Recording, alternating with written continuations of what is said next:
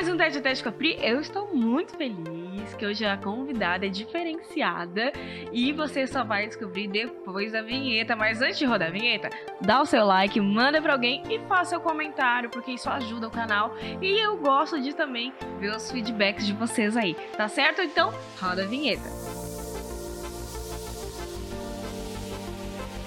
Gente, o que acontece? Essa quarta-feira, o Senhor ele tem me despertado para dizer o seguinte, que não precisa ser alguém tão mais velho assim para ter uma experiência com o Senhor. E o Senhor disse assim para mim, chama alguém novo. E esse alguém novo que vai estrear aqui hoje comigo é a Emily Valentini! Bem-vinda! Muito obrigada. É a menina mais meiga que eu conheço, a mais... black, all black, né, estilosa.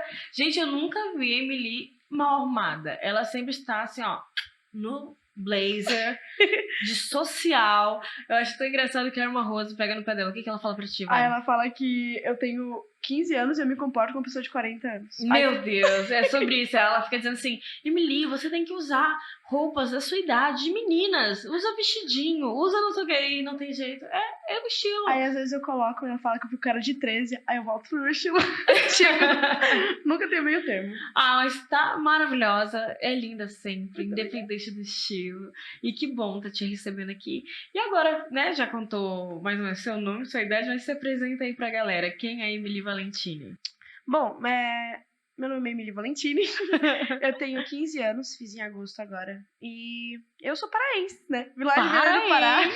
Meu Deus, o Tete a Tete tá sendo invadido pelo norte, é sobre isso. E aí? Estamos habitando aqui esse lugar. De onde tu era ali do norte? Eu era de Belém do Pará, ali, minha Ananindeua ali. Uma cidade que muita gente do Pará vem, dali da Ananindeua tem bastante. Da Inclusive onde? ali na Margem de Cristo, Ananindeua. Tem muita gente na Margem de Cristo. O quê? Ananindeua. Ananindeua! Gente, ela falou 3 vezes, eu digo, será que ela falou o nome de uma cidade? E eu fiquei, será que eu entendi direito? Pior é que, justamente naquela cidade especificamente, tem muita gente de lá que vem pra cá, não sei porquê. Eu vejo, tô de lá de Ananindeua? Aham, eu também. Somos de lá. Nossa, gente, que coisa estranha, eu nunca tinha escutado isso na minha vida. E olha que interessante, trabalho já há um tempo, eu nunca escutei isso na minha vida, que legal. Ananindeua. Aí, tipo, eu vim pra cá faz 5 anos, eu vim pra cá, tipo, entre quase 10 anos de idade. E só que o meu batismo foi em Belém do Pará. Eu não sei porquê, quando eu tinha primeiro contato que eu tive com a igreja ali, foi, se eu não me engano, foi a quadrangular, não lembro se era assembleia ou era quadrangular. E o meu tio me levava com meus primos pra aquela igreja. Sim. E foi o primeiro contato que eu tive, eu sempre gostei muito de estar lá. E quando minha mãe disse que dessa vez a gente vinha mesmo pra Santa Catarina, a gente já tava tentando vir há muito tempo. E aí uma hora foi. E aí eu peguei e disse, não, eu preciso me batizar ali no meu estado, eu quero me batizar ali. Eu não sei, eu senti que eu deveria me batizar ali, eu queria me batizar no meu estado, de onde eu nasci, e depois eu vinha pra cá. E nessa época foi uma loucura, porque eu era muito nova, Sim. e eu ia pra igreja sem a minha mãe. E apenas eu, meu tio, minha tia e meus primos. Minha mãe não ia pra igreja, minha mãe trabalhava muito, e meu pai, ele não era presente nessa época ainda. Então, meu tio fez esse papel de pai, e ele me guiou de acordo com o que ele sabia, com o que ele aprendeu. Só que a visão que a gente tinha da igreja era muito religioso, muito rígido. Mas vejo assim, eu criei um amor muito grande ali, porque eu me sentia bem, sabe? Gostava de me arrumar, sempre gostei muito de me arrumar, eu ia com os vestidos assim, aqueles vestidos rodados que eu ia comprar pra mim.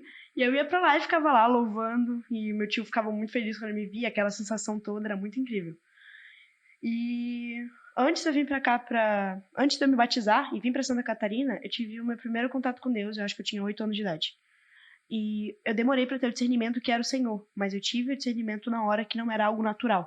Uau. Eu lembro que eu tinha discutido com a minha avó, e a minha avó ficou muito chateada comigo, minha avó me criou por 7 anos, então eu tinha um carinho muito grande por ela, e ela chorou, e aquilo me doeu muito, tipo, eu fiquei, mano, eu fiz minha avó chorar. E eu peguei, enquanto eu via a novela com ela, que a gente via toda noite juntas, e eu peguei e pedi perdão, sabe? Na minha cabeça, eu falei, eu tô muito arrependida disso, eu queria poder pedir perdão. E na hora veio uma alegria muito grande no meu peito. Eu não sei porquê, mas foi uma alegria como se eu tivesse sido perdoada sem ela precisar me falar. Uau. E eu peguei e eu não consegui entender aquela alegria. E na hora eu tava olhando a novela ali, eu falei, cara, como é que eu tô conseguindo sentir isso sem estar numa igreja, sem ter gerado um ambiente, eu simplesmente senti. E eu olhei para aquilo ali, eu comecei a olhar para minha avó assim, eu demorei para raciocinar o que era aquilo. E na hora eu entendi que foi Deus. Eu só não sabia como, porquê, o que aconteceu, Sim. mas eu me senti perdoada. E no outro dia a gente já tava super bem uma com a outra.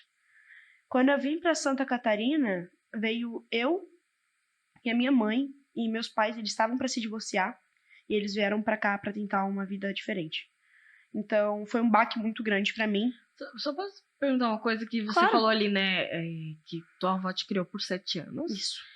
E ali, quando você tava com 10, que você ia se batizar, teu pai não era presente. Não. Mas a sua mãe, ela foi presente nesses 7 anos que você estava com a sua avó. Não entendi direito qual foi o link dessa história ali. A minha mãe, ela trabalhava... Minha mãe era mãe solteira. Sim. E minha mãe trabalhava... Ah, então ela já não estava com seu pai? Não, é quando eu nasci. Logo após eu nascer, meu pai foi embora com outra família, etc. Sim. E ficou apenas eu e minha mãe. Quando minha mãe viu que ela tinha me tido um pouco tarde, minha mãe, se eu não me engano, me teve com 32 anos. Uhum. Ela deu um choque de realidade e ela disse, não, eu preciso dar uma vida boa pra ela, eu quero dar uma estrutura, eu quero dar uma boa condição, quero poder botá-la numa escola boa. E foi trabalhar. Sim. E ela trabalhou assim, foi de cabeça, também uma ótima vendedora. E ela começou me entregou pra minha avó e todo dia de manhã, no horário que ela chegava do trabalho, que minha mãe dormia em média às vezes 15 minutos por dia, vendendo. Dentro do carro, assim, ela que dormia um pouco e voltava a vender. E ela parava de manhã e todo dia eu lembro, essa lembrança é muito nítida na minha cabeça, que de manhã ela me dava um beijo na testa, todo dia de manhã, independentemente do que acontecia. E pelo menos uma vez por mês ela levava uma sacola de brinquedo pra mim, e na Páscoa ela levava um presente, no meu aniversário ela sempre fazia questão de ter uma festa muito grande, com muito brinquedo. Então, tipo, na minha vida, a minha infância ali foi muito farta, eu sempre tive tudo que eu queria. Brinquedo, comida, tudo que eu pedia ela me dava. Shampoo, assim, ela escolhia até aquele shampoo de desenhinho, sabe? Que tinha formato de brinquedo. Sim. Então, tipo, eu era muito mimada. E a minha avó, ela tinha um carinho muito grande por mim. Então, ela me segurou ali da forma que deu. E minha mãe, ela enviava os recursos pra minha avó cuidar de mim. Sim. E aquele período ali foi muito importante pra mim. Porque foi um momento onde meu caráter foi moldado. Foi com a minha avó e com a minha mãe. E minha avó sempre olhava pra mim e falava, eu sou teu pai e eu sou tua mãe. Minha mãe olhava pra mim, eu sou teu pai e sou tua mãe. Eu vou te ensinar, e é isso aqui, isso aqui, isso aqui. Só que chegou um tempo da minha vida onde a minha mãe, claro, ela teve relacionamentos, etc. E ela percebeu a minha carência paterna. Porque eu chamava todo mundo de pai. E aquilo doía nela. Então, uma vez eu chamei o meu tio de pai, né? E eu tinha primas que elas eram novas ainda, elas não sabiam que, tipo, eu não sabia que eu, sabe? Então, eu peguei e falei na frente delas, ele é meu pai. E elas falaram, não, tu não tem pai. Nossa. E aquilo ali pra mim foi tipo, meu mundo caiu, sabe? E aí eu cresci com aquilo na cabeça, não tenho pai. Então eu falava pra todo mundo que eu não tinha pai. Só que a minha avó escutou aquilo, e minha avó ficou furiosa. Minha avó na hora pegou, repreendeu e falou, não, eu sou teu pai e sou tua mãe. Você tem pai e você tem mãe. Você foi gerada, você tem um pai. E aí eu peguei e disse, eu tenho um pai, tá tudo bem. Só que mesmo assim, depois de muito tempo aquilo voltou, sabe? Aquela coisa assim, forte. E minha mãe sempre soube que a presença de um pai, ela nunca ia conseguir suprir, né? Suprir de verdade, porque é uma certeza. Presença masculina. Cada um tem seu papel, existe né? É um papel totalmente diferente. Sim. E tá, a gente veio pra cá. Depois de um tempo meu pai voltou, eles voltaram, etc. E tentaram uma vida melhor aqui em Santa Catarina. Depois de tudo isso.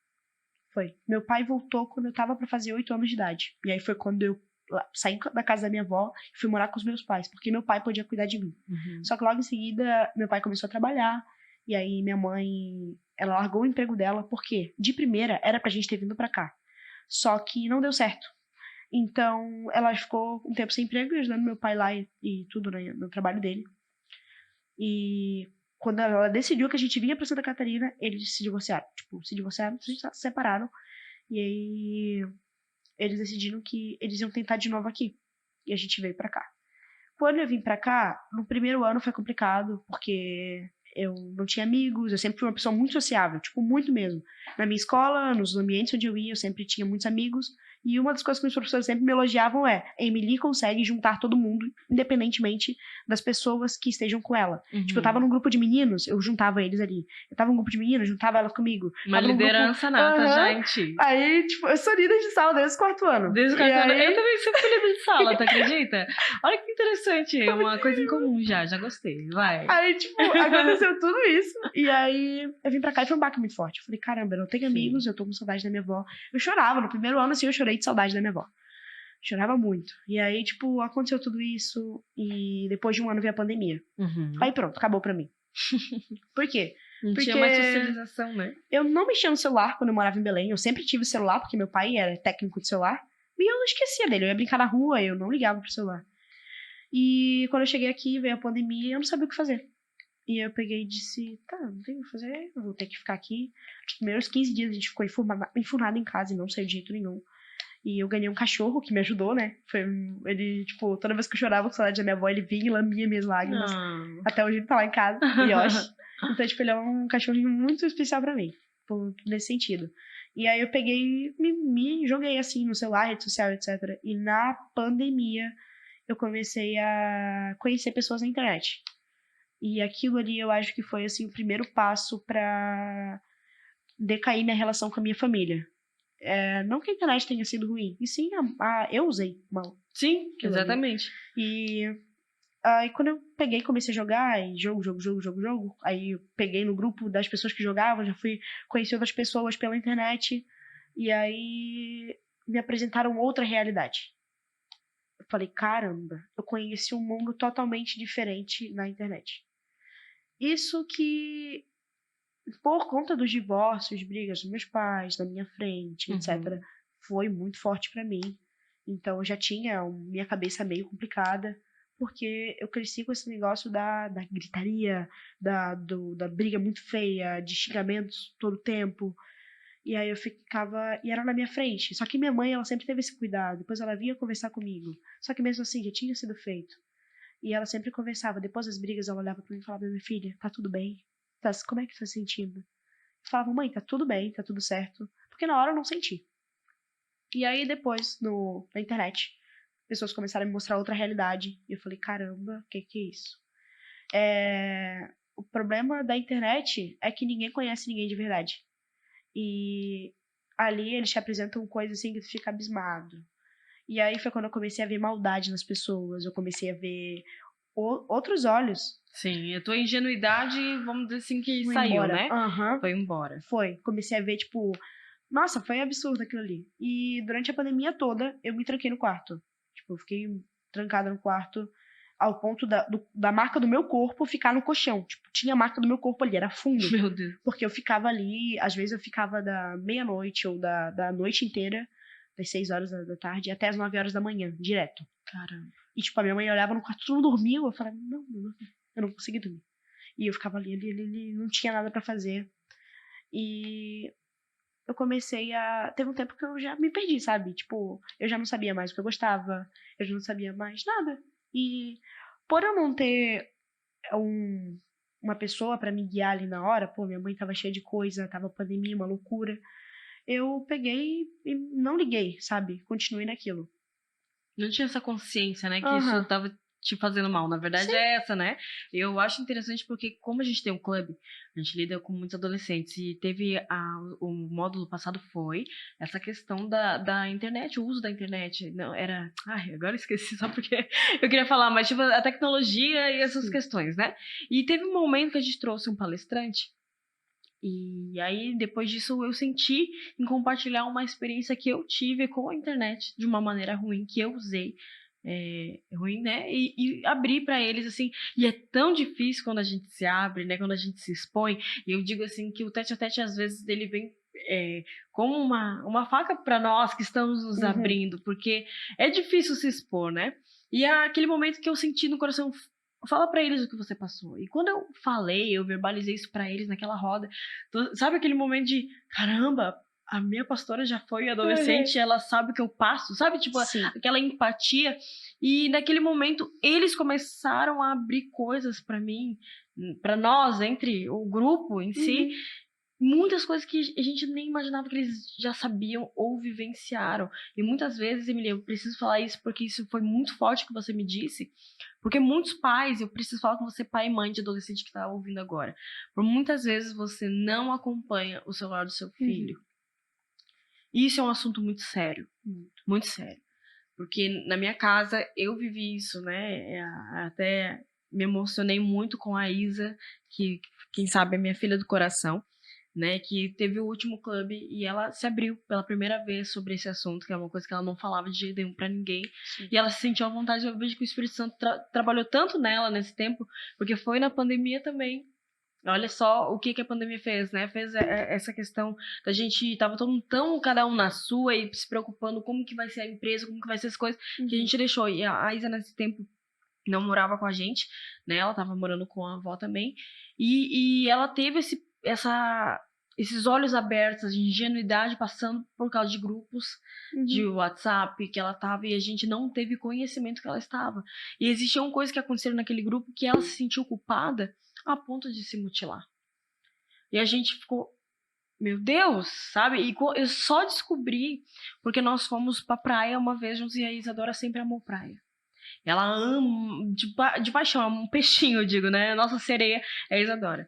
E aí a gente ficou numa casa de praia que era da tia do pastor Diego e eu disse assim, vamos ficar lá e tal. E ele disse, vamos pra praia, Isa, não sei o que, toda animada, ela com 10 anos. E aquele dia ela ficou estranha e colocou um tênis. Eu adoro, a gente tá indo pra praia, coloca um chinelo. Não vou colocar. Eu disse, por quê? Vai colocar um chinelo. Eu fiquei mais enérgica, né? Tipo, coloca um chinelo, senão a gente não vai pra praia. Aí, eu disse, vai lá se trocar dela, tá bom, eu vou lá sozinha. E nisso ela fechou a porta, ela nunca. Isadora é aquela criança que é hoje adolescente, mas era a criança que sempre se trocou com a porta aberta, nunca teve problema com nada, e era sempre muito alegre e ela tava estranha. E aquele dia, na hora que ela entrou no quarto, fechou a porta, ela não trancou, porque não tinha chave, mas ela fechou a porta, na hora o Espírito Santo disse assim, abre com tudo e vai lá. Tipo assim, não era momento de dar privacidade naquele momento, era a hora de eu vi o que estava acontecendo com a minha filha, sabe? E a hora que eu abri a porta, aí eu vi o pé machucado.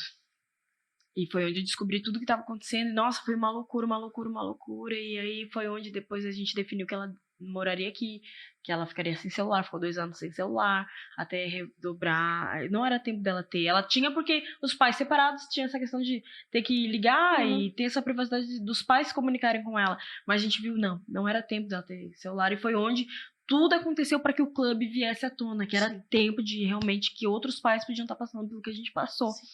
Né? Então, que bom que o Senhor nos deu um livramento de entender o que está acontecendo com a nossa filha para resgatá-la, né? Colocar, e a Bíblia diz, né, que os filhos são como uma flecha, né? E a aljava, ela é colocada aqui, ó, perto do nariz.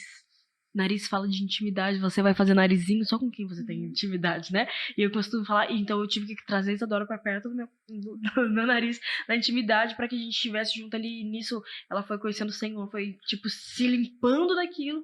E claro que até hoje tem coisas que às vezes ela se indaga daquela época, enfim. Mas é um acompanhamento, né? Sim. E eu vejo que o clube tá sendo essa rede de apoio muito grande, a ponto de ela poder se abrir também. Então foi maravilhoso que outras pessoas também conseguiram se abrir. E você passou por isso, que loucura. Sim. E aí, tá, desculpa. Vamos lá. Relaxa, muito bom. Vamos fluir. Mas, pai, por favor, presta atenção no que seu filho tá acontecendo. Hoje tem várias ferramentas, Family Link, que coloca no celular, que limita o tempo que o seu filho tá. Você sabe que ele vai baixar de aplicativo. Porque, assim, o adolescente, ele não tem filtro, gente. Eu preciso falar isso pra você, porque eu sou da educação física, você que não sabe, me formei, agora estou formada, eu posso falar, né? Glória a Deus. Então, tipo assim, quando eu estudei a parte do cérebro, não é a primeira vez que eu falo isso, mas quem sabe é o primeiro vídeo que você tá vendo da Emily, mas o adolescente, ele não tem a parte frontal totalmente formada, a parte da razão não é formada, ele é emoção. Então, tudo que é adrenalina, tudo que é correr risco, tudo que é pertencimento, que ele quer fazer parte de uma tribo, ele vai fazer sem pensar, porque ele quer fazer parte daquilo. Ou então ele não sabe sua identidade e ele é influenciado pelos amigos que estão mandando nele, ou ele tem medo do bullying e ele se submete a coisas para não viver aquilo, a vergonha, então, social, né? E ele não tem filtro. Então, pai, você é a segurança do seu filho.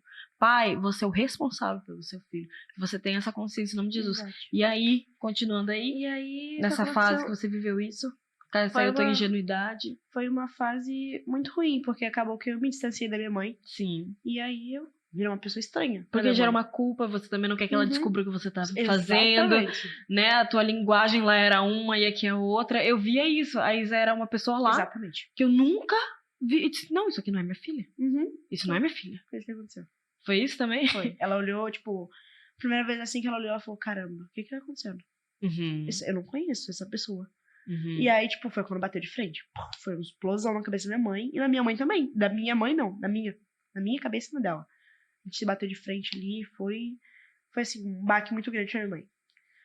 Depois daquilo ali, aí acabou a pandemia, já tava naquela transição ali. E eu tive muita dificuldade pra me relacionar com as pessoas de novo, quando voltou, né? Escola e tudo. E, tipo, eu sempre tive a personalidade muito forte.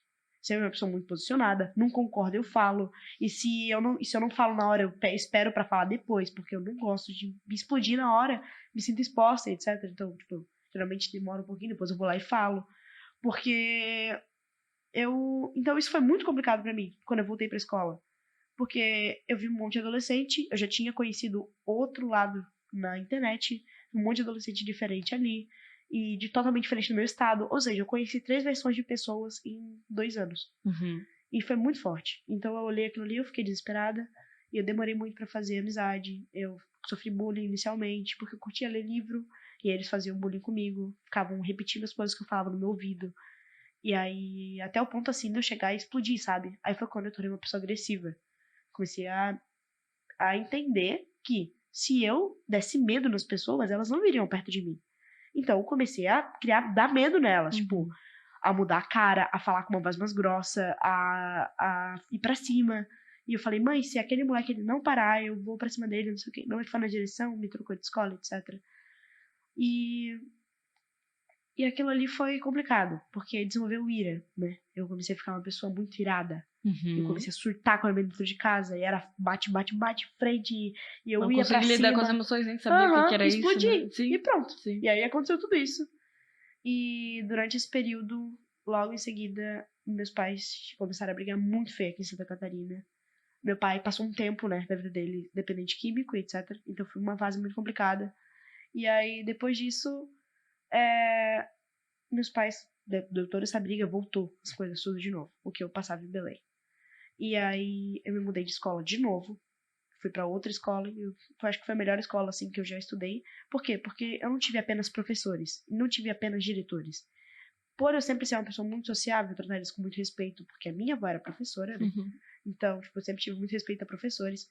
E eles gostavam muito de mim. Eles tinham carinho por mim. Eles sentavam comigo e me tá tudo bem? Tá precisando conversar? A diretora me levava pra sala dela pra tomar café com ela.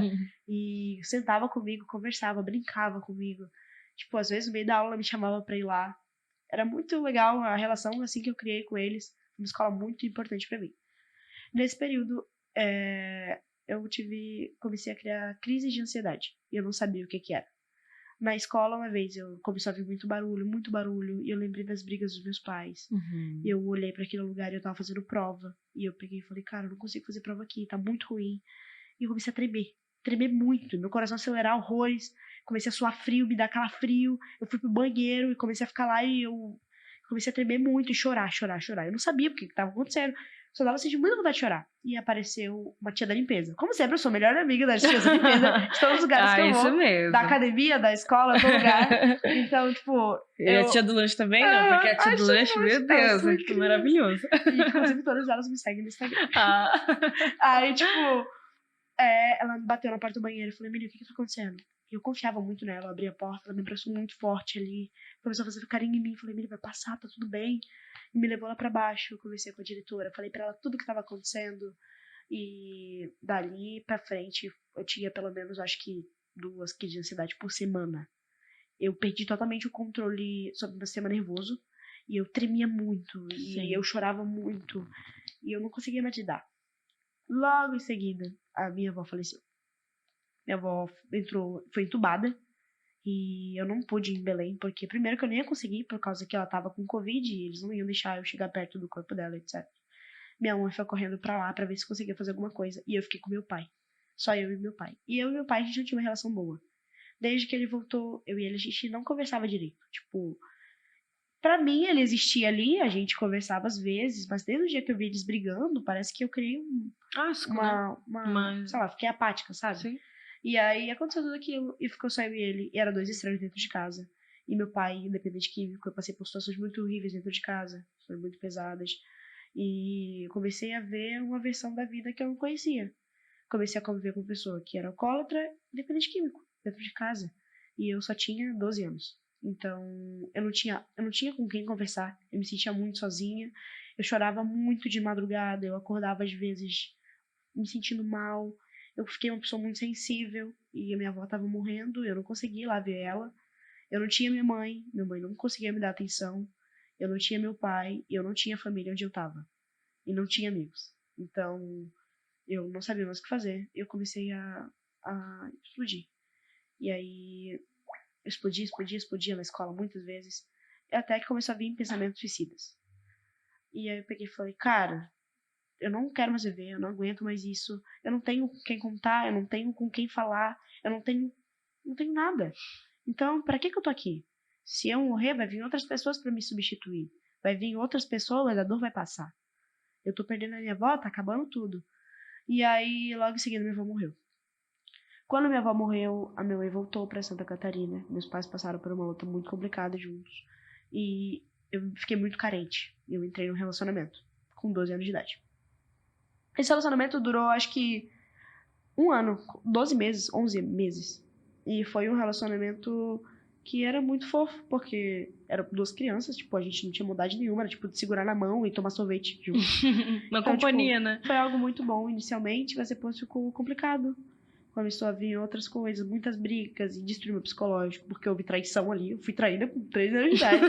Então, tipo, a primeira decepção amorosa, meu mundo caiu e eu fiquei tipo, cara, meu Deus, minha vida é horrível, um mundo cruel. E aí, tipo, foi horrível pra mim aquele período ali. Logo em seguida, quando eu terminei, eu fiquei uma pessoa muito fria, muito. E aí entra o problema do porquê não ter relacionamento cedo. Eu sempre questionei isso e eu entendi quando eu passei por isso, depois que acabou. Por quê? Eu não tinha estrutura psicológica, eu não tinha direcionamento, eu não estava com ele pra somar, eu estava com ele pra suprir vazios em mim. E isso já é um grande problema, pois não é papel de pessoas suprirem vazios de outras pessoas. Ótimo. E aí aconteceu tudo aquilo. Então, ele não supriu meu vazio. Ele meio que foi um apoio emocional. E o que aconteceu? Eu desenvolvi dependência emocional nele. Ou seja, por mais que acontecessem muitas coisas, eu me permitia passar pelo aquilo. Por quê? Porque eu não conseguia largar. Medo de ficar sozinha, medo da rejeição, medo, tudo né? isso. E, Claro. tipo, eu já não tinha visão de homem, então pra mim tava tudo bem. E aconteceu tudo aquilo, e eu percebi o porquê que não deve se namorar cedo. Não é o tempo. E eu me submeti a passar por um tempo que não era pra passar. Eu pulei uma fase, né? Então, eu já criei um bloqueio emocional contra homens e pessoas. E aí já ficou tipo, meu Deus, eu não quero mais isso, eu não quero mais. Eu virei uma pessoa muito fechada, muito fechada. E logo em seguida, eu comecei a brigar muito com a minha mãe, porque eu voltei pra internet. Porque eu achava, depois do primeiro decepção amorosa, eu falei, cara, pessoas são horríveis. Não quero mais pessoas aqui no mundo. Eu quero voltar pra internet. Voltei pra internet. Pessoas. Ficava, tipo, madrugada toda no Discord lá, beijando o celular, conversando com as pessoas. E eu me envolvi em relacionamentos pela internet. Só que, tipo, o porquê que isso foi perigoso? Porque eu não conheço as pessoas. Elas podem dizer que são uma pessoa e, na verdade, ser outra na vida real. Então... Até o Som da Liberdade fala muito sobre isso também, né? E existiu perigoso. Isso. Eu vi literalmente pedófilos, assim, falando com amigas minhas e depois a gente descobriu tudo aquilo. Gente, muito e, forte. tipo, de verdade, isso é algo que as pessoas têm que tomar mais cuidado, porque às vezes os pais pensam que isso é algo distante. Não é. Ai, é algo distante, isso não vai acontecer comigo porque eu tenho tudo sob controle. Tudo superficialmente, porque se tu entrar no celular é outro mundo. E ali existem homens que eles são muito inteligentes, eles sabem lidar com aquilo. Quem faz uma, faz duas, faz três, faz quatro. Então, tipo, é muito perigoso isso. Eu lidei com isso algumas vezes, às vezes, tipo, na hora, assim, eu ficava com medo, e bloqueava tudo. E depois disso, foi quando meus pais se divorciaram de vez, assim, sabe? Pouco depois que eu terminei, meus pais se divorciaram de vez. E eu já não queria mais que eles estivessem juntos. Porque o casamento, ruim, né? pra mim, foi motivo Uhum. de sofrimento. Uhum. Além de ter distorcido totalmente a visão de um casamento, eu não queria mais que eles estivessem juntos. Então eu pedia pra ela, eu falei, mãe, se divorcia, não sei o quê. E teve uma vez que ela se divorciou mesmo de vez. E eu peguei e disse, mãe, se dessa vez a senhora voltar, eu nunca mais confio em nada que a senhora falar pra mim. Nunca mais. E dessa vez ela realmente foi. E aí foi quando ficou só eu, ela e meu irmão em casa. Que meu irmão veio morar com a gente um tempo depois. E foi aí que veio o problema. Por quê? Porque eu comecei a ter uma liberdade que eu não tinha. Como assim? Liberdade fora de casa. A minha mãe já não tinha totalmente total controle sobre mim, porque agora ela era mãe solteira de novo. E eu comecei a sair, conhecer pessoas na escola, pessoas em outras escolas. E aí eu conheci outra parte. Eu saí do virtual pra realidade. Uhum. O que eu via na internet eu comecei a ver no mundo real. Então foi... Por quê? Eu comecei a ver pessoas realmente da minha idade usando droga, pessoas bebendo escondido na escola, pessoas levando bebidas escondidas na escola, pessoas até mesmo tendo relações sexuais no banheiro das escolas. Meu Deus. Tipo, foi um baque muito grande pra mim, porque eu nunca tinha tido contato com isso pessoalmente. E eu olhei tudo aquilo e falei, caramba, que loucura. E aí foi quando eu comecei a buscar meios pra suprir aquele vazio que o relacionamento, amizades virtuais, coisas não supriam. E comecei a ir e me envolver tipo, com amizades, pessoas. E fui influenciada, sim. Teve um período que eu fiquei, acho que... Minha mãe viajou pra Belém e eu fiquei com meu irmão já é maior de idade, vai fazer 30 anos já. Então, ficou eu e ele em casa, e nesse período eu menti muito, eu saía de casa escondida de madrugada pra beber e fumar. Eu fumei por um tempo, bom, acho que 2 meses, mas tipo, sem parar, sabe? E foi quando eu comecei a fazer muita besteira, tipo, muita mesmo. E aquilo ali chegou um tempo, todo dia, na pós-festa, né? Às vezes eu chegava às 7 da manhã em casa e eu olhava assim pro teto quando eu acordava e eu me sentia podre. Tipo, cara, era uma sensação assim horrível. Eu acho que eu nunca tinha sentido aquilo. Parecia que eu tinha me batido. Eu acordava com dor no corpo, Mal-estar. Aham. E chegou um tempo que eu comecei a me olhar no espelho e eu não me reconhecia literalmente. Tipo, a minha pele começou a engelhar mais. Ela ficou muito áspera. Comecei a ter linhas de expressões por conta do cigarro, né? Porque eu fumava todo dia. Então, Tua mãe sabia que tava fumando? Não. não. Minha mãe não sabia. Era tudo escondido. Era tudo escondido. Literalmente, tudo escondido. Eu Meu fazia Deus. assim, tudo escondido, nada, ninguém sabia. E aconteceu tudo aquilo. E aquilo começou a me assustar. Falei, caramba, o que tá acontecendo Quem eu comigo? tô me tornando? Exatamente. E no dia do meu aniversário, dia 7 de agosto, eu fui pra uma festa que essas pessoas que andavam comigo fizeram. Tipo, elas, vamos fazer uma festa pra ti, não sei o quê, vamos comprar bebida e vai ser, assim, maravilhosa a festa. Fechou. Ajudei lá, teve o bolo e tudo. Tava só eu e eles. Minha mãe não tava ainda no meu aniversário. Ela tava em Belém ainda. E nesse aniversário eu bebi muito, muito, muito. Eu tive amigos que tiveram coma de vinho Alcoólico. ali. Eles beberam muito vinho e o cara começou a vomitar ali, passar mal, desmaiou. Foi, tipo, um dia bem complicado. Só que o que aconteceu esse dia? Uma menina, que ela já era maior de idade, ela cuidava de mim nessas festas que eu ia. Como já aconteceu muitas vezes de tentarem me drogar e ela cuidar de mim. Eu olhava pra ela e falava, ei, eu não sei o que tá acontecendo comigo, me ajuda. E ela falava assim, calma, eu vou te ajudar, vou te dar água, tu vai ficar bem. E aí ela me dava água e eu conseguia recuperar e voltar pro meu estado e voltar pra casa. Porque muitas das vezes que eu bebia sentada. Então quando eu levantava, as coisas batiam. E vinha tipo... E eu não sabia, por mais que parecia que eu tava dentro de uma jaula, sabe? Eu me movimentava, mas eu não tinha controle sobre o meu corpo. Sim. Então, aquilo me assustava. Eu pedi ajuda pra ela sempre me ajudou. E no dia do meu aniversário, ela viu que eu tava bêbada, e eu tava com um cigarro na mão, e ela olhou pra mim e disse assim, tu acha que tu vai até que idade fazendo isso? Tipo, rindo, sabe? Tu acha que tu vai até quando? Pô, na época eu tinha 14, tinha feito 14. Tá 14 anos, já tá assim, cara. Quando tiver 18, 17, não sei se tu vai estar viva. E aí eu olhei pra ela e falei, quê? Cara, foi uma explosão na minha cabeça. Por quê? Porque eu sempre escutei elogio das pessoas, que eu era uma menina exemplar, que eu era não sei o quê, que, pô, eu tinha um futuro muito lindo. E quando ela falou aquilo, eu falei, não, Não, eu vou viver. Não é isso que eu tô querendo. Tá, isso não tem nada a ver, tentei me justificar na hora. Mas E isso eu ficou na tua cabeça. Ficou. Eu voltei pra casa pensando nisso. Eu falei, cara, realmente, onde é que eu vou até se eu continuar fazendo isso? Tipo, e meus sonhos? Eu sonhava antigamente. Tipo, cara, foi um boom na minha cabeça, tipo, de verdade. Falei, eu tinha sonhos, eu tinha perspectiva de vida, eu não fazia isso. Por que eu tô fazendo? Eu não gostava do gosto do álcool, eu nunca gostei do gosto do álcool. Mas nem era do... o que ele causava Aham. para pertencimento, nem né? do cheiro de cigarro. É. E aí, tipo, eu Uma precisava loucura pertencer a isso. alguma coisa. É, a tribo. E aí eu fui pra lá. Uhum. E logo em seguida eu fui pra academia. Depois de um tempo andando com eles.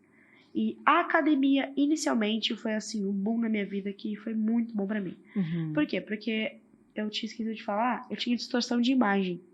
Por que distorção de imagem? Porque às vezes a gente posta uma foto na internet e a pessoa te elogia com aquele corpo esquelético, às vezes. Só que na foto tá lindo. Se ela for olhar na vida real, tu não tá comendo, tuas costelas estão aparecendo. E, tipo, eu recebi muitos elogios pelo meu corpo. Só que ninguém via a minha realidade. E às vezes eu ficava 3 dias sem comer. Meu Deus. Então, chegou um dia assim que eu tava na escola, eu tava descendo a escada e eu quase desmaiei, quase caí da escada. E aquilo ali foi muito preocupante pra mim. Porque eu falei, cara, eu posso morrer? A qualquer momento pode se desmaiar e minha mãe não tá aqui, como é que... E tá. E aí, tipo, quando eu entrei na academia foi quando saiu isso de mim. Por quê? Porque eu sentia fome quando eu treinava e eu comia e com o tempo eu vi que aquilo sumiu. Eu não tinha mais problema comigo mesmo. Só que aquilo ali supriu minha necessidade por exatamente 8 meses. Por 8 meses aquilo ali eu fiquei vidrada. Tipo, academia 2 vezes por dia. Cardio de manhã, treino de tarde, musculação e regra na alimentação e Super dali... disciplinado, né? Exatamente. E aí eu larguei aquele grupo. Por quê? Porque eu achei que aquilo ali era o meu novo estilo de vida. Só que quando deu 8 meses por aí, já não tava fazendo tanto efeito. E nesse período, a minha mãe me colocou no clube, né? Clube. Só que eu não tinha conhecimento de igreja, eu não tinha conhecimento de nada disso. O conhecimento que eu tive foi em Belém e já estava muito distante de mim. Então, quando eu entrei no clube, eu lidei com outras pessoas, outra vida, outra coisa. O povo falando de Bíblia. E eu falei, caramba, o que, que minha mãe me meteu? E aí, tipo, tinha curso misturado com igreja. Gente falando de escola junto com igreja, misturando, falando que tinha que ser uma coisa, a mesma coisa numa coisa. Que evangelho era o estilo de vida. Aí eu falei, o que esse povo tá falando? A Bíblia, a igreja é um lugar, a escola é outra. Era isso que eu pensava. E aí tá.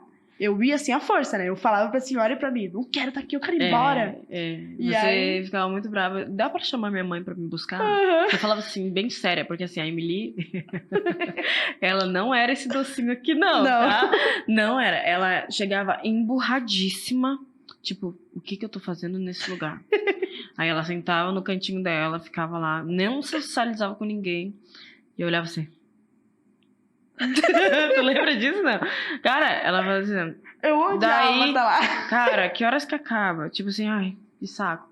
Aí a gente dando aula e ela aqui, no celular, ou fazendo sei lá o quê. Aí, gente, assim, ó, era uma loucura, porque... Não sei se tu lembra disso, mas tu acho que tava tomando remédios pra ansiedade, né? E a Emily, ela chegava com muito sono. E eu lembro muito disso. A Emily chegava e aí, o que ela queria, ela só dizia assim, pastor, eu posso ir ali no cantinho dormir? Então, não, Emily, agora é aula. Tu vai pra aula. Eu dizia assim, tu vai pra aula agora. Vai ali, senta e anota a aula que daqui a pouco o sono passa. Tu quer um café, quer alguma coisa? Não, eu só quero dormir. E ela só queria dormir. Ela chegava no clube, a primeira coisa que ela queria é estar numa cadeira e dormir. E aí teve um dia que realmente ela estava na aula dormindo. E eu, cara, o que eu vou fazer com essa menina? E eu e a Milene, né, que todo final de aula a gente sentava, conversava, cara, o que a gente vai fazer assim, assado, que a gente lança um plano para cada aluno, porque a gente crê que cada um é um indivíduo e precisa de uma atenção individualizada, né? Por mais que esteja num grande grupo, tem coisas específicas. E a Emily era a nossa constante... Nossa constante conversa, que eu dizia, cara, como que a gente vai ajudar essa menina? E aí era nosso maior desafio. E aí entrou o módulo de inteligência emocional. Foi. Né? Bem aí que me pegou. E aí a gente começou a passar filme sobre isso, começamos a falar sobre isso nas aulas. E na época o clube, ele era os módulos todos juntos. Então eu dava algumas aulas, a Milene outra. Então a gente fazia ela inteligência emocional e eu falava sobre identidade.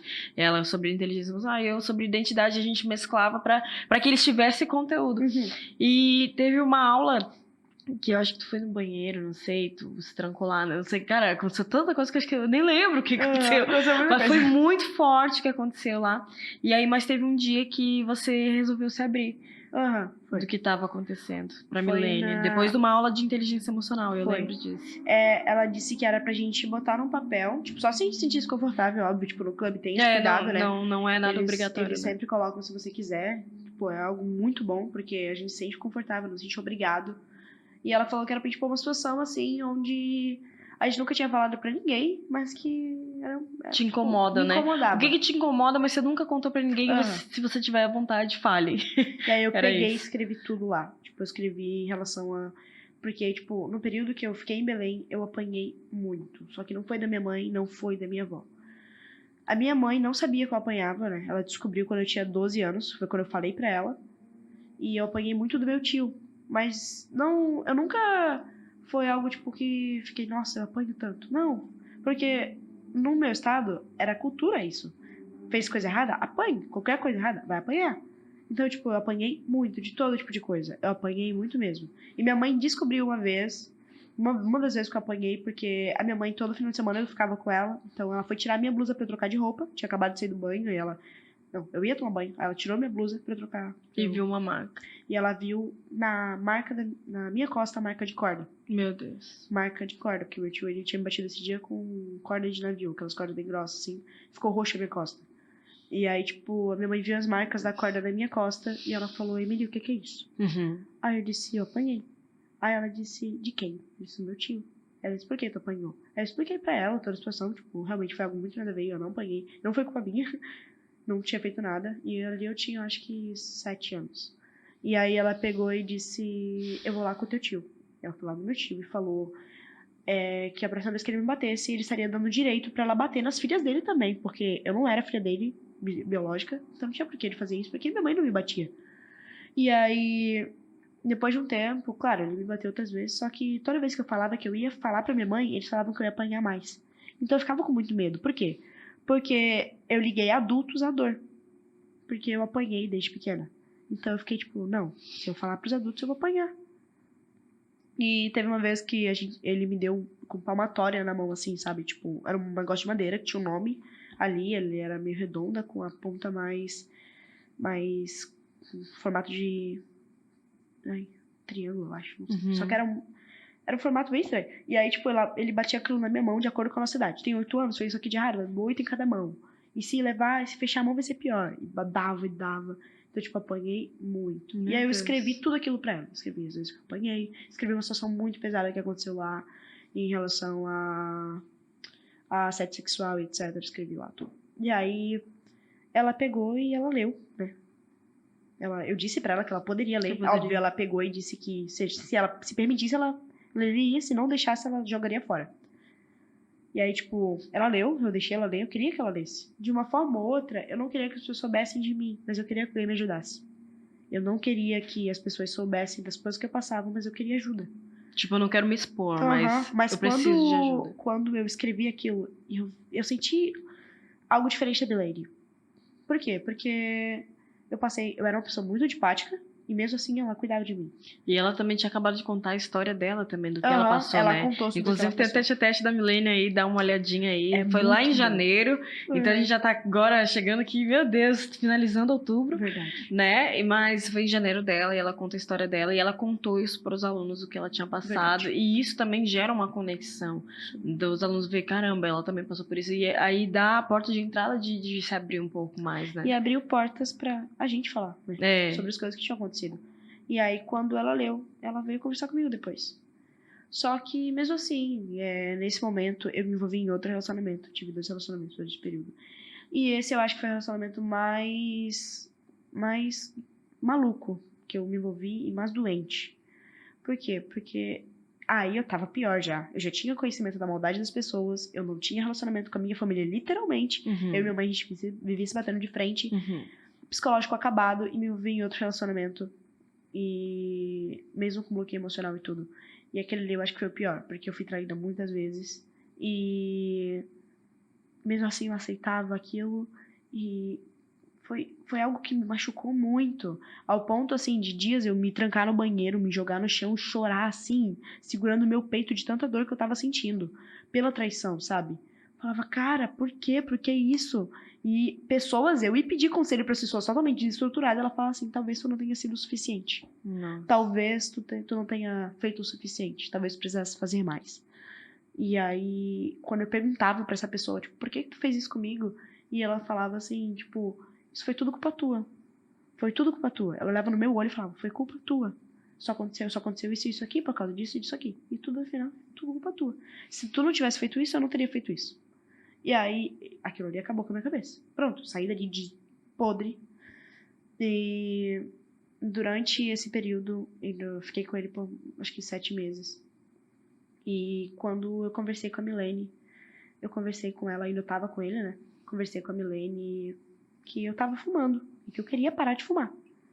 Eu falei, Milene, eu não quero mais isso. Eu não gosto. Cara, quem me conhece sabe que eu não gosto de ficar fedendo. Eu odeio ficar fedendo. É toda limpinha. Eu gosto de ficar cheirosa, eu gosto de chegar nos lugares e sentir o meu cheiro e saber que eu tô cheirosa. E não só em você, né? Tu sai limpando tudo que tá ao teu redor. As mesas, ela pega o paninho, vai limpando a geladeira, vai limpando não sei o quê. Emily, vamos trabalhar. Não, espera, pastora, só tô terminando aqui. E lá vai ela. Uma mania que eu tenho. E aí eu falei, Milene, eu não quero mais fumar. Sim. E eu só abri isso pra ela. Aí ela pegou e me ajudou. Ela orou por mim. E depois de um tempo eu comecei a ter abstinência. Eu falei isso com ela também. Eu criei uma relação muito estreita com a Milene, muito cedo, muito rápido. Me sentia muito confortável com ela. E ela me ajudou. E eu parei de fumar. Literalmente, assim. Parei mesmo. E mesmo assim eu não tava curada. Então eu tentei, depois disso, suicídio 4 vezes. Não, depois da primeira vez, 3 vezes, contando com aquelas outras. Da terceira vez, da última vez que eu tentei suicídio, a Milene presenciou. Por quê? Eu fui dopada de remédio. Eu tomei muito remédio em casa. E eu falei, não, agora acabou mesmo. Eu não quero mais isso aqui. Eu tô cansada dessa situação. Eu não sirvo pra nada. Eu sou uma pessoa extremamente fútil. Eu não tenho mais. Acabou. Eu não sou mais quem eu era. Não tem mais por que eu tô aqui. Agora é real. Não tem mais. E aí eu peguei, tomei um monte de remédio e fui pro clube. Eu fui com raiva. Falei, não, é pra eu estar lá, então eu vou. E eu vou, se for pra ser o último dia, eu vou estar lá. Foi dopada. Eu fui dopada de remédio. Esse dia a gente deixou você dormir. E não fez Porque, efeito. E a Milene viu que eu não tava bem. E no final da aula, ela conversou comigo. Ela disse, Emília, aconteceu alguma coisa? E eu comecei... Eu não conseguia falar. Eu acabei de lembrar disso agora, eu não lembrava disso. Eu escrevi num papel pra ela, o que eu tinha tentado fazer. Eu tentei me matar. Aí ela pegou e... Foi isso mesmo. Aí ela pegou e falou... Na hora, assim, ela não se assustou, ela não demonstrou nada. O lado fleumático da Milene. Sim, ela, tipo, a cara dela ficou, tipo, normal. E ela me acolheu. E foi ali que eu vi a diferença entre um amor que uma pessoa no mundo me oferece e um amor que uma pessoa que está dentro de uma igreja com relacionamento fiel a Deus tem para oferecer. E ali foi o primeiro contato que eu tive. Eu consegui diferenciar. A gente também isso. Conseguiu chamar tua mãe, né? A gente fez todo o procedimento ali, porque tu é de menor. Imagina a nossa preocupação, né? De ter chegado daquele jeito. Meu Deus. Foi punk, que susto, né? E aí ali eu vi assim que algo começou a mudar também na relação tua com a sua mãe. Eu vi que a sua mãe começou, o alerta veio pra ela, né? Meu Deus, eu quase perdi minha filha. E aquilo foi uma virada de chave na vida de vocês também, né?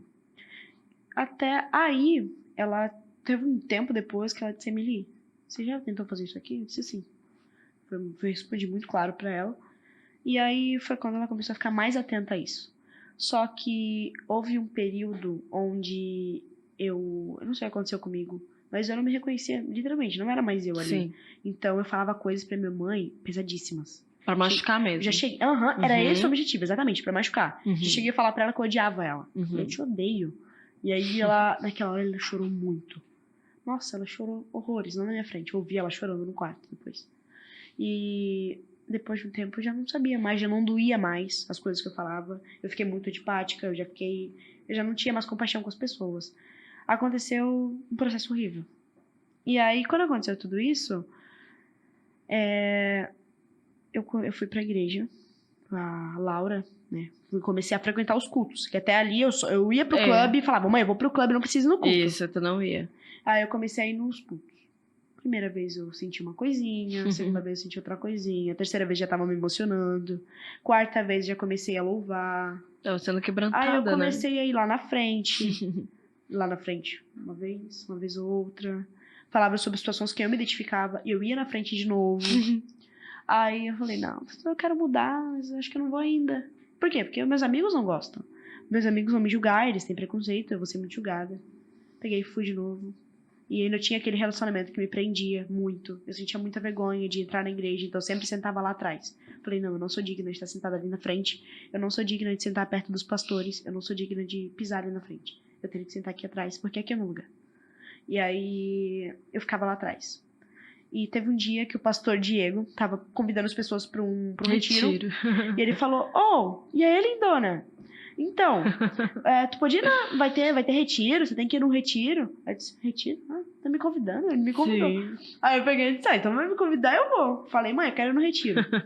Aí ela falou, tu vai no retiro? Eu falei, quero. Foi uma surpresa pra ela. Eu falei, eu quero ir no retiro. Eu lembro que daí ela depois, pastora, a Emily, ela pediu pra ir no retiro, eu preciso dessa vaga, me ajuda. Cara, foi tão lindo, eu já me emocionei com ela, já tô até emocionada já de novo lembrando, porque você E aí eu queria peguei e ir. fui. Só que no dia, É, eu não sei o que aconteceu comigo, mas eu tava naquele relacionamento e eu disse, eu não posso ir pra esse retiro sem terminar com ele antes. uau.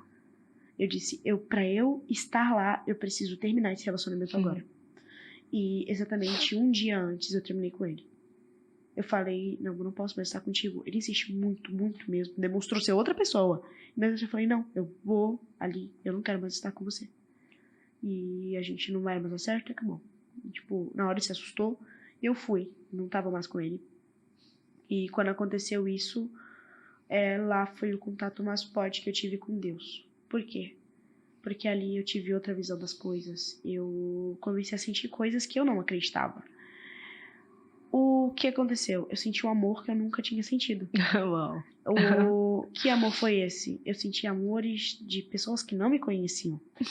Como a senhora, o pastor Diego, vocês me tratavam muito bem. Às vezes eu ficava semanas sem ir na igreja, vocês sempre iam lá, e aí, lindona, tava com saudade de ti. E uma vez a senhora falou isso pra mim, eu senti vontade de chorar. A senhora falou, nossa, tô com saudade, tava com saudade de ti. Eu falei, cara, mas eu não falo pra ela não me vê Ela quase. me nota? Eu falei, nossa, ela consegue me ver. E aí aquilo ali foi muito forte pra mim. Quando eu cheguei no retiro, eu tive contato muito forte com Deus. Nossa, enquanto eu louvava, eu sentia meu coração queimar, eu sentia vontade de pular e de gritar, eu gritei. E foi muito bom. E desde ali eu falei, não, eu quero mudar, eu quero fazer diferente. O que eu faço agora? O que eu tenho que fazer? Só que toda vez eu ia lá na frente e voltava a mesma coisa. E o que Satanás ia fazer na minha cabeça? O que adianta tu querer? O que adianta tu querer agora se tu vai voltar de novo? Aí eu falei, não, eu não quero voltar. Eu não vou voltar. Era literalmente uma voz falando na minha cabeça, eu brigando comigo. Sim. Falei, eu não vou voltar, se é que nem eu era antes. Eu não quero mais isso pra mim. E quando eu cheguei no retiro, a minha mãe tava sentada acho que pouco antes, na primeira fileira ali. E ela não tinha me visto, eu cheguei nela por trás. E eu comecei a olhar pra ela, eu falei, eu lhe amo muito. E eu queria lhe pedir perdão por tudo que eu fiz. E nessa hora minha mãe desabou de choro. Minha mãe desabou muito, muito mesmo. E no retiro foi trabalhado, perdão. E aí eu abri pra ela, eu abracei ela muito forte, assim, de uma forma que eu nunca tinha abraçado, que eu tinha problema com isso de contato físico. Eu falei, não, eu lhe amo muito, eu queria lhe pedir perdão por tudo que eu fiz. A senhora é a melhor mãe do mundo, obrigado por não ter desistido de mim. Se a senhora tivesse desistido de mim, talvez eu não estivesse aqui agora. E aí ela pegou e chorou, e foi um momento muito forte pra gente. Desde lá, nossa relação, assim, foi pra cima. E era incrível. E eu senti uma leveza muito grande no meu coração, e eu ia de vigília em vigília. E em uma das vigílias eles falaram sobre amor paterno. E ali eu falei, meu Deus, amor paterno? Eu não tenho isso. E eu via Deus como algo punitivo. Então, aquilo foi muito ruim pra mim. Porque eu não conseguia ver Deus como meu pai. E foi de tratamento, e de vigília em vigília, de culto em culto, os pastores falando sobre isso. A senhora me abraçando de vez em quando, botando a mão na minha cabeça e orando por mim. Os pastores orando por mim. Até um dia que eu vi libertação. né? Que a Julie botou a mão na minha cabeça e começou a orar por mim. Por quê? Porque tava tocando aquela música Que Ruja o Leão. E na hora que ele cantou, na hora que começou a tocar aquela música, eu senti algo muito forte dentro de mim e eu perdi a força do meu joelho. E eu caí de mão pra cima, de joelho no chão. Rendida. E aí, na hora... Eita. Erro de gravação. Ai, é muita emoção. Meu Deus. Tu falou? A palavra tem poder. Porque eu precisava daquele pi.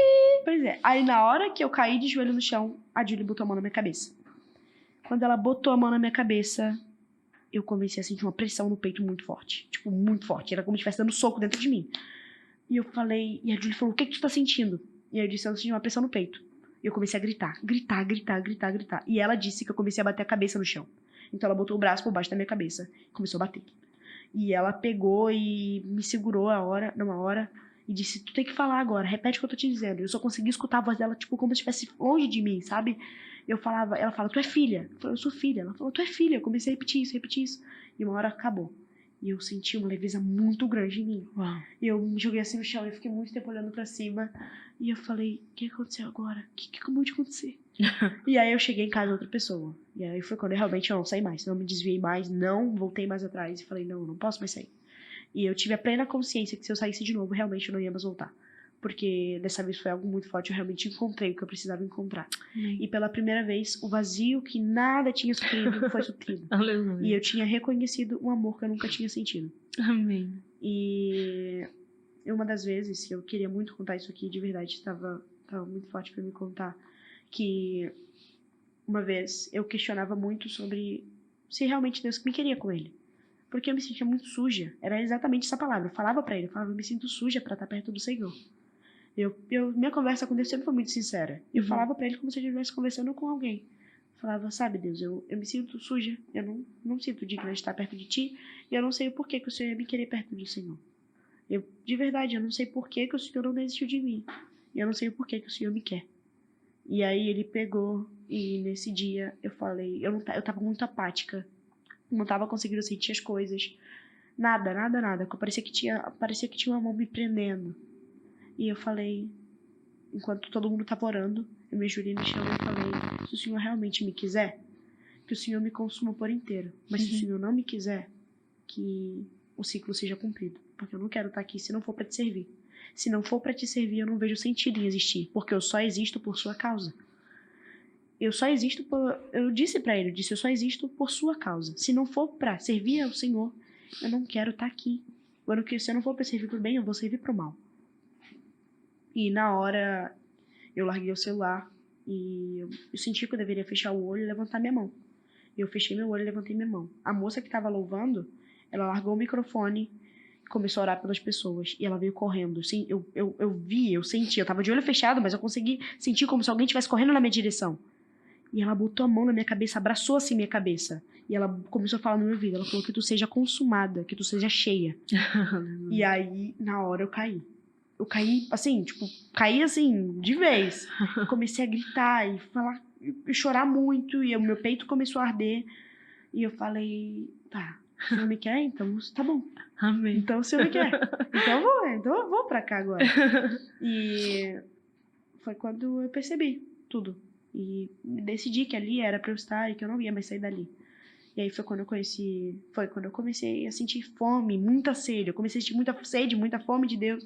Eu falei, eu quero mais, eu quero aprender mais.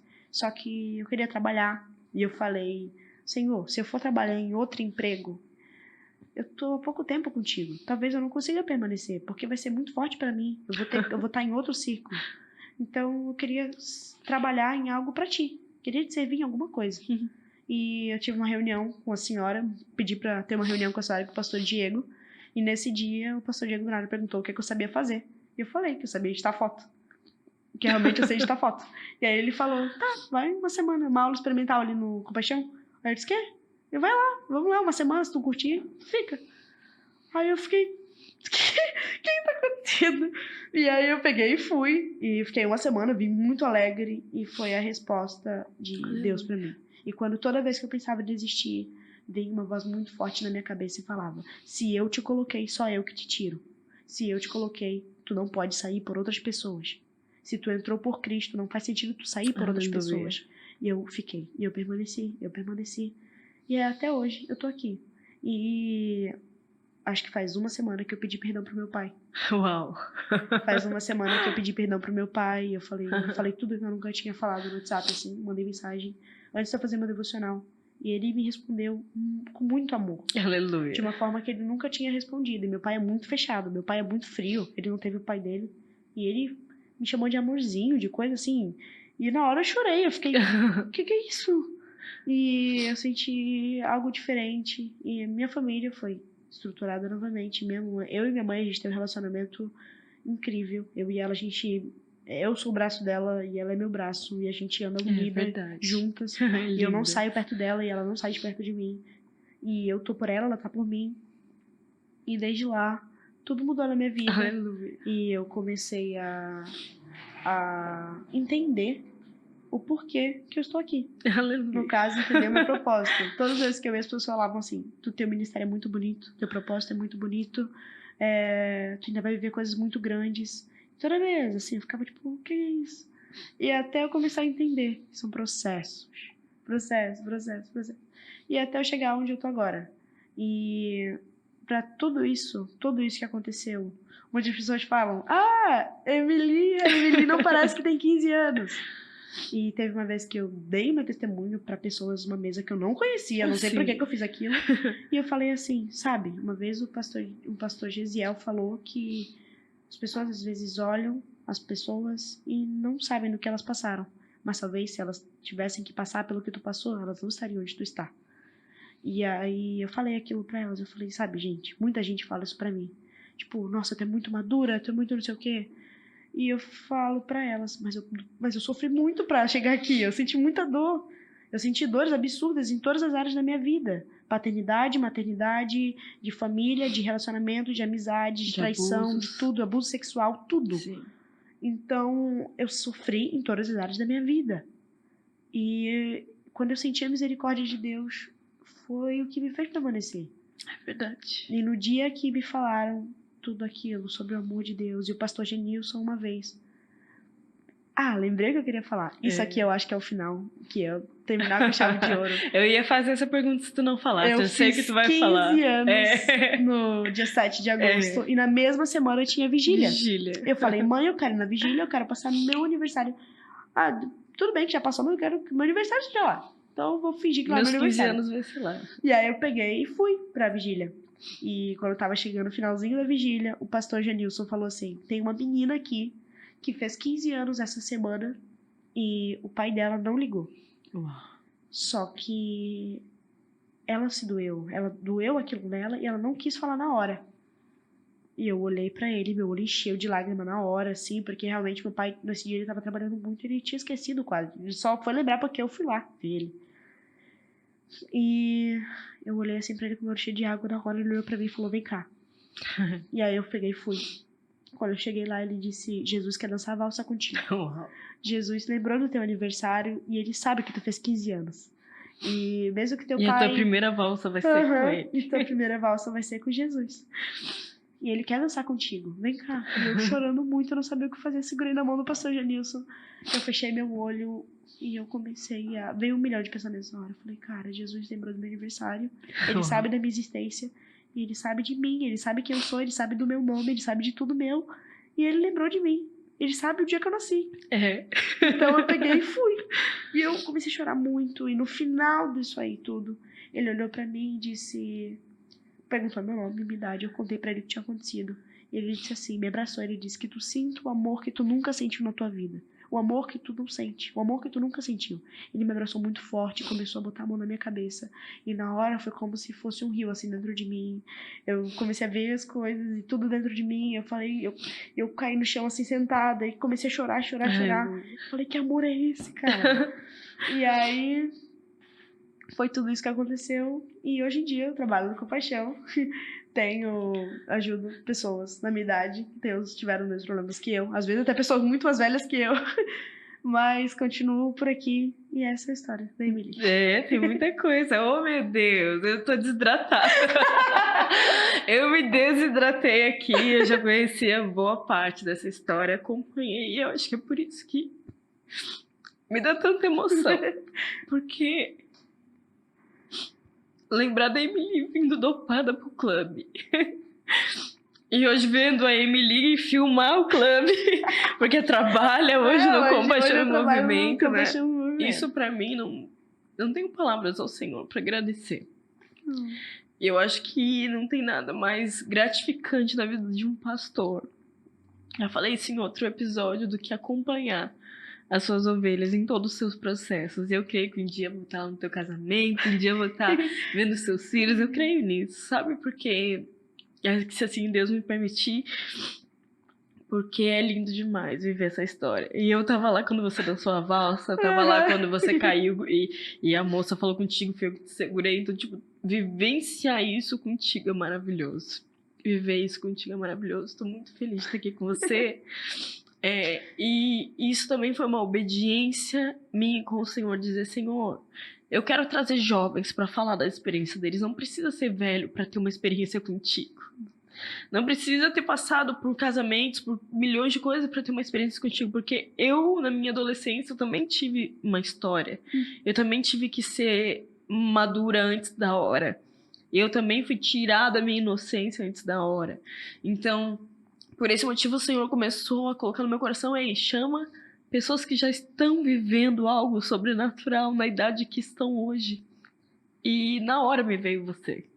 Não tinha como não ser você para dar esse start, para encorajar outros jovens, outras adolescentes ou adolescentes que estarão nessa cadeira um dia contando a história deles também, na idade em que estão, vivendo o avivamento do Senhor dentro de si, e dizendo: Senhor, eu preciso ser cheia desse amor que me acolhe, que me ama, e eu não quero ser preenchido o meu vazio com outras coisas, eu quero ser preenchida por ti, até porque o resto não preenche. Você falou isso e isso é verdade, eu vivi isso também. Também vivi querendo que o meu vazio fosse preenchido. Mas eu digo isso, é tão clichê, né? Mas que todos nós temos um vazio do tamanho de Deus. Verdade. Né? E eu acho engraçado que o pastor Diego tem uma música disso, né? E o meu vazio era do tamanho de Deus, e ele preencheu o meu vazio. E é verdade. E esse vazio que você sente, ou você está sentindo, que só o amor do Senhor possa preencher. E eu quero ler com você Isaías 43, versículo 1. Mas agora assim diz o Senhor, que o criou, ó Jacó, e que formou, ó Israel: não tenha medo, porque eu o remi. Eu o chamei pelo seu nome e você é meu. Uau, que texto maravilhoso. Por que esse texto, Emily? Quando ele fala, você é meu e eu o chamei pelo nome, Teu nome, me lembra o pertencimento, me lembra a importância que eu senti, o quão especial eu senti quando o Senhor me chamou. Quando Jesus me dançou valsa comigo, e me lembrou na hora, assim, que eu li aquilo. Falei, tipo, pra quem acha que o Senhor não lembra de você, pra quem acha que o Senhor não, tipo, esqueceu de ti, ou tu não é tão especial assim, os processos são diferentes. Os processos são muito diferentes.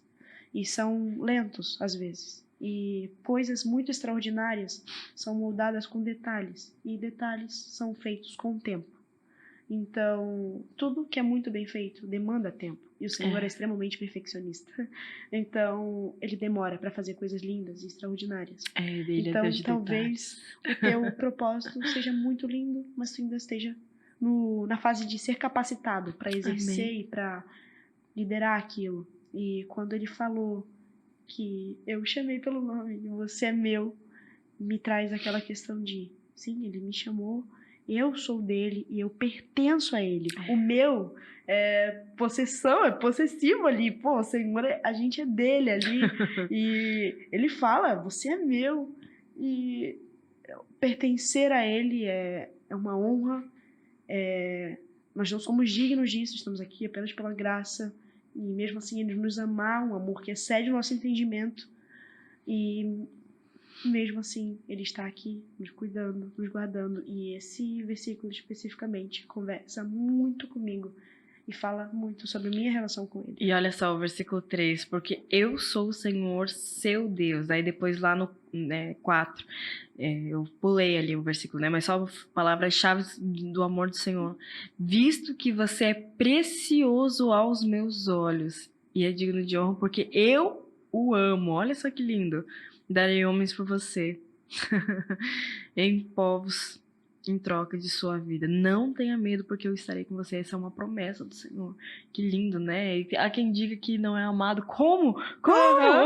O Deus que criou todas as coisas nos vê, nos ama, sabe o nosso aniversário. Assim. Uau! E assim, né, agora pra gente poder ir pro final e finalizar tudo isso, como eu tava falando, né, que você vai ser a primeira, né, de agora muitos, agora vai desencarrilhar Amém. outros jovens a estarem aqui, outros adolescentes a estarem aqui no tete a tete. E eu fui chamada ao pastorado, né, ao ministério pastoral, muito cedo, comecei com 21. E eu me sentia totalmente incapaz. E às vezes os adolescentes, eu vejo que eles se veem muito pequenos. Senhor, como assim o Senhor tem uma grande obra comigo? Eu sou tão pequeno e tal. E quando eu passei por essa crise de, Senhor, porque eu às vezes, era até engraçado que quando eu comecei a pastorear, a gente liderava o louvor e a intercessão. E meu Deus, são ministérios fortíssimos e muito, né? O pastor Diego já tinha a experiência, mas eu não. E quando eu cheguei no Ministério de Intercessão, a moça, né? A senhora, era uma senhora de 60 e poucos anos, que estava no Ministério de Intercessão como líder de intercessão, ela vinha se aconselhar comigo, de 21. E eu dizia, meu Deus, o que eu posso falar para ela? É o contrário, eu que tenho que pegar dela pra mim, mas em todo momento o Senhor me capacitou pra falar com ela, na minha idade, naquele meu jeito, porque era uma unção que Deus tinha delegado ao meu respeito. Mas até eu entender que aquilo era delegado a mim, o Senhor falou muito comigo através de Jeremias. Eu quero ler com você a partir do versículo 5. Jeremias 1, 5 diz o seguinte, olha só, e tem tudo a ver com você também. Antes de formá-lo no ventre materno, eu já o conhecia. Então ele não conhece agora só, depois que você nasceu. Antes, tá? Antes de formá-lo, eu já te conhecia. E antes de você nascer, eu o consagrei e constituí profeta às nações. Então eu disse, Senhor Deus, eis que não sei falar, porque não passo de uma criança. Era assim que eu me sentia. É exatamente isso que eu falava, Senhor, mas eu sou muito nova, o que eu vou falar para essas pessoas? E que eu não passo uma criança. Mas o Senhor me disse, não diga não passo de uma criança, porque a todos a quem eu o enviar, você irá. E tudo que eu lhe ordenar, você falará. Não tenha medo de ninguém, porque eu estou com você. Olha de novo, que ele está conosco. Para livrá-lo, diz o Senhor. Depois o Senhor estendeu a mão e tocou na minha boca. Olha que lindo. E o Senhor me disse, eis que ponho as minhas palavras na sua boca. Uau! Olha que experiência maravilhosa que Jeremias teve com o Senhor. Ele dizendo, Senhor, não passo de uma criança, eu sou falho. E o Senhor foi lá e eu vou colocar as minhas palavras na sua boca. Calma. E é isso que eu vivo todos os dias da minha vida, quando eu não me sinto capaz, quando eu acho, meu Deus, que desafio! O Senhor vem e me abençoa, Ele me consagra, Ele me envia. E quando nós temos o envio do Senhor, nada nos para, que você que você tome posse dessa palavra. Porque aquilo que o Senhor prometeu, Ele é fiel para cumprir na tua vida. Amém. E eu vou ver esse ministério grande sendo concretizado para honra e glória do Senhor, porque já começou. Amém. Amém? Que esse start já tenha iniciado. Eu quero te agradecer por estar compartilhando sua história. Quero agradecer você que assistiu até agora o Tete a Tete com a Pri. E vamos falar juntas? Até o próximo Tete a Tete. Deus abençoe você.